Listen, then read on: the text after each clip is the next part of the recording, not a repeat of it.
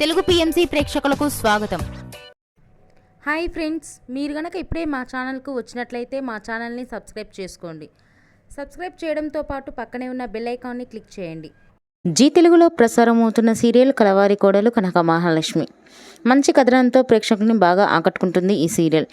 ఈ సీరియల్లో హీరోగా విష్ణు విహారీ క్యారెక్టర్లో జయధనీష్ నటిస్తుండగా హీరోయిన్గా కనక మహాలక్ష్మిగా యుక్త నటిస్తుంది. తాజాగా యుక్త తన లేటెస్ట్ వీడియోని అభిమానులతో పంచుకుంది. ఆ వీడియోని మనం కూడా చూసేద్దాం.